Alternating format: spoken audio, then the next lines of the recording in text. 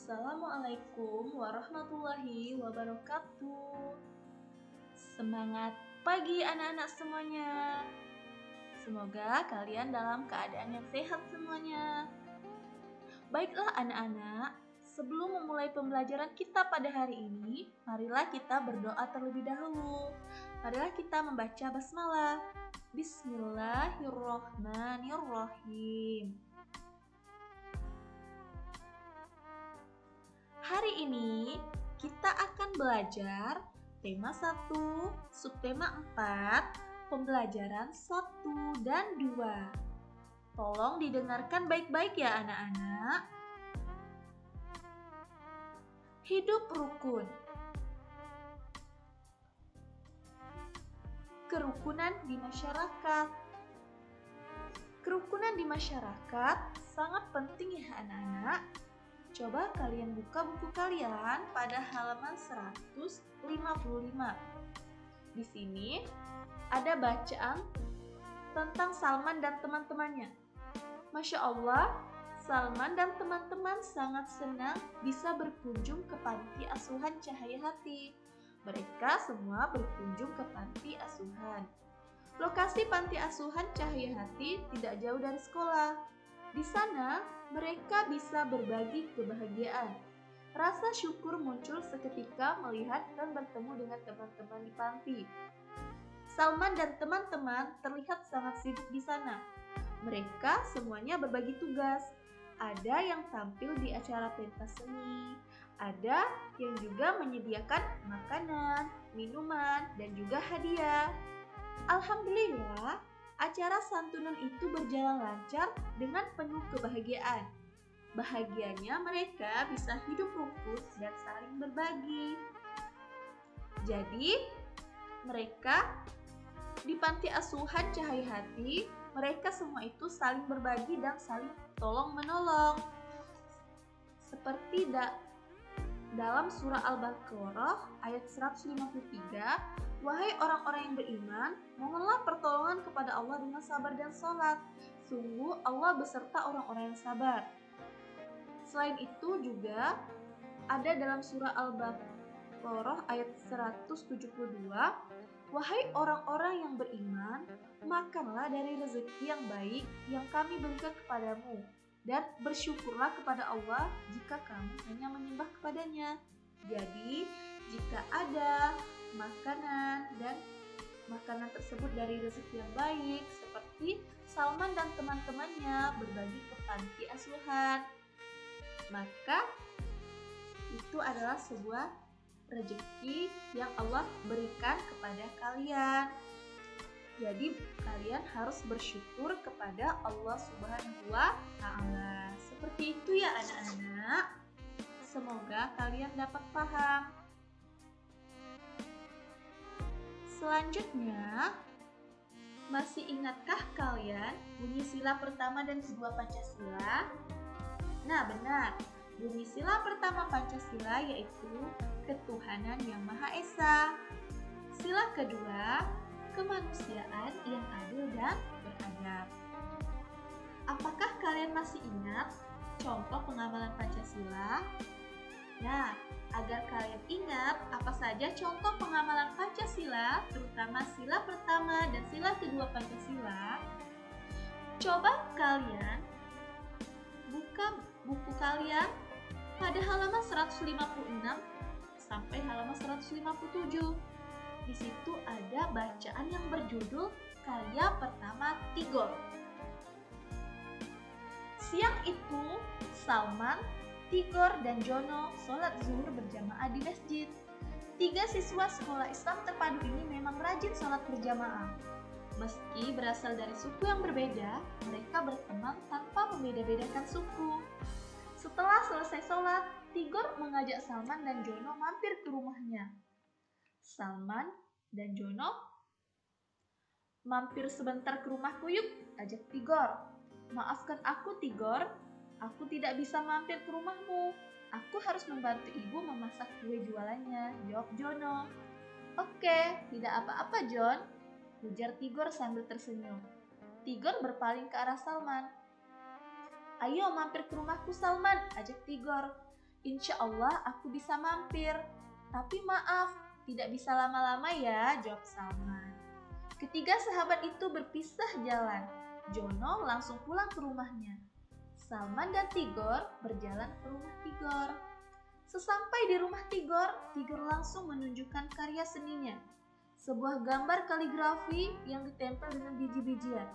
Bagus sekali gambar kaligrafi ini. Apa bahannya? Tanya Salman. Bahannya ada kertas gambar, pensil 2B untuk buat sketsa, lem, dan biji-bijian, jawab Tigor. Bagaimana cara membuatnya? Tanya Salman.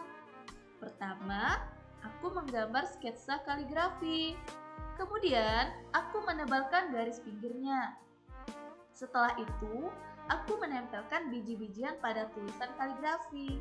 Lalu, membiarkannya biar lem kering, jawab Tigor. Kemudian, Salman pun pamit pulang. Lain hari, ia mau datang lagi ke rumah Tigor. Ia mau belajar membuat gambar imajinatif. Seperti itu.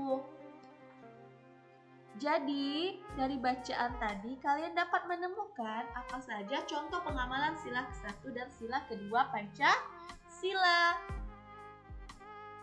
Yang pertama, Salman, Tigor, dan Jono sholat zuhur berjamaah di masjid. Itu termasuk sila ke-1 Pancasila, yaitu ketuhanan yang Maha Esa. Yang kedua, meski berasal dari suku yang berbeda, mereka berteman tanpa membeda-bedakan suku. Ini termasuk sila kedua Pancasila. Mereka berteman tanpa membeda-bedakan siapapun. Seperti itu. Jadi, kalian harus seperti Salman, Tigor, dan Jono. Pertama, mereka saling mengajak ibadah, misalnya mengajak sholat zuhur berjamaah. Sudah termasuk sila pertama Pancasila. Yang kedua, walaupun mereka berbeda, berasal dari suku berbeda, mereka juga tetap berteman tanpa ada perkelahian seperti itu. Selanjutnya kita belajar tentang kalimat ajakan. Apa itu kalimat ajakan?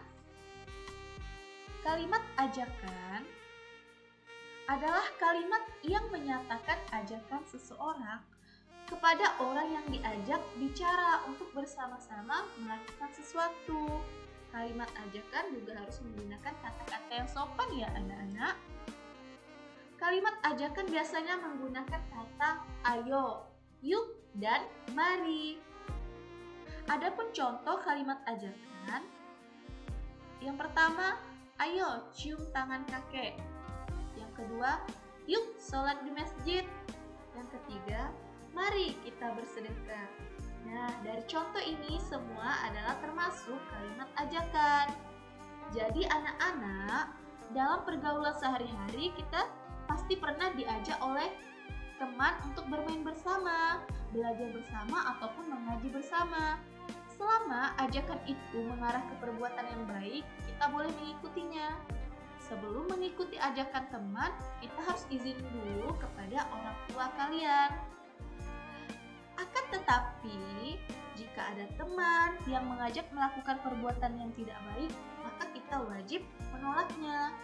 Jangan takut menolak ajakan untuk melakukan perbuatan yang tidak baik, seperti ajakan untuk berbohong. Itu tidak boleh ya anak-anak. Kemudian mengajak bolos sekolah dan perbuatan yang tidak baik, itu tidak boleh dilakukan dan tidak boleh dicontoh ya. Kalau ada teman kita yang mengajak untuk berbohong, bolos sekolah seperti itu termasuk perbuatan yang tidak baik. Di dalam Al-Quran saja berisi ajakan-ajakan untuk melakukan kebaikan dalam segala hal. Ajakan ini biasanya didahului dengan panggilan sopan dan menyanjung. Di dalam Al-Quran ada kata wahai orang-orang yang beriman. Itu termasuk kalimat yang sopan. Wahai orang-orang yang beriman, dan tolong-menolonglah kamu dalam mengerjakan kebajikan dan takwa. Dan jangan tolong-menolong dalam berbuat dosa dan permusuhan. Dalam surah Al-Ma'idah ayat 2. Seperti itu ya. Selanjutnya, kita belajar tentang kalimat penolakan. Apa itu kalimat penolakan? Kalimat penolakan adalah kalimat yang menolak ajakan seseorang. Kalimat penolakan biasanya menggunakan kata tidak, maaf, lain kali ya, dan terima kasih. Adapun contohnya, yang pertama, saya tidak suka main sepak bola. Yang kedua, terima kasih tawarannya, tapi saya sudah kenyang. Yang ketiga, maaf, saya tidak bisa membantumu. Yang keempat, saya tidak mau ikut main bersama kalian. Yang kelima, maaf, lain kali saja ya saya mampirnya. Seperti itu. Inilah contoh kalimat penolakan. Selanjutnya, operasi hitung matematika campuran. Ya, kita belajar menghitung matematika campuran. Ada penjumlahan dan juga ada pengurangan. Yang pertama, kegiatan yang pertama, bagaimana cara mengerjakan soal cerita? Alhamdulillah, sampai kemarin total sumbangan warga sebesar 543.000. Belum lama tadi ada sumbangan lagi sebesar 125.000. Nanti digunakan untuk konsumsi sebesar 421.000. Sisa uangnya akan dimasukkan ke kas RT. Berapa sisa uang yang masuk ke kas RT? Cara penyelesaiannya, yang pertama, sumbangan masuk sebanyak 543.000 ditambah 125.000 rupiah. Kemudian, sumbangan yang telah disalurkan 421.000. Jadi, 543 itu jumlah total sumbangan ditambah 125. Kemudian dikurangkan 421.000 yang sudah disalurkan.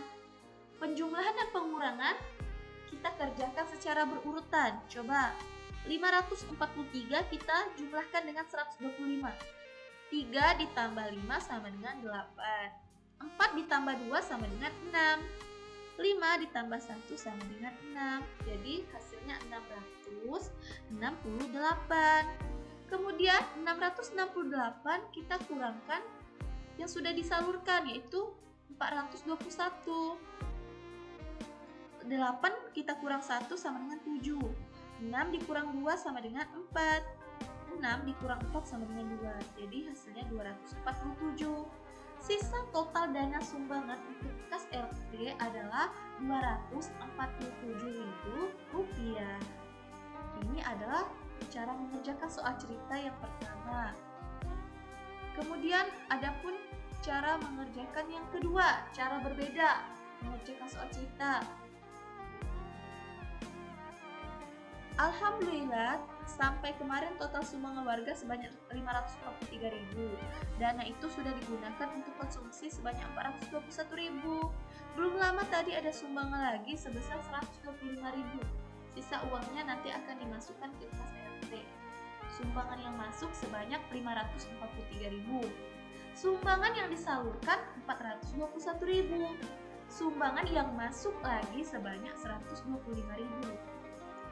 Jadi nilai ribuannya kita simpan dulu ya. Jadi 543 ini total dana sumbangannya kita kurangkan dengan 421 yang disalurkan. Kemudian kita tambahkan lagi 125. Ini adalah tambahan sumbangan. Penjumlahan dan pengurangan kita kerjakan secara berurutan. Yang pertama, 543 kita kurangkan 421. 3 dikurang 1 sama dengan 2. 4 dikurang 2 sama dengan 2. 5 dikurang 4 sama dengan 1. Hasilnya 122. Kemudian 122 kita tambahkan dengan tambahan sumbangan sebanyak 125. 2 ditambah 5 sama dengan 7. 2 ditambah 2 sama dengan 4. 1 ditambah 1 sama dengan 247. Jadi, sisa total dana sumbangan untuk kas adalah 247. Sama dengan total dana sumbangan untuk kas RT adalah 247.000. Jadi hasilnya sama dengan hitungan yang pertama, cuma caranya saja yang berbeda. Semoga kalian paham ya anak-anak. Baiklah anak-anak, pembelajaran kita pada hari ini sudah selesai, khususnya pada subtema 4 seperti itu ya. Semoga dengan video pembelajaran kali ini kalian dapat mengerti dan paham apa yang Ustazah jelaskan. Jangan lupa ditonton lagi video pembelajarannya agar kalian dapat mengerjakan soal-soal yang akan diberikan nantinya. Seperti anak-anak. Baiklah. Sekian dari Ustazah. Ustazah akhiri. Wassalamualaikum warahmatullahi wabarakatuh.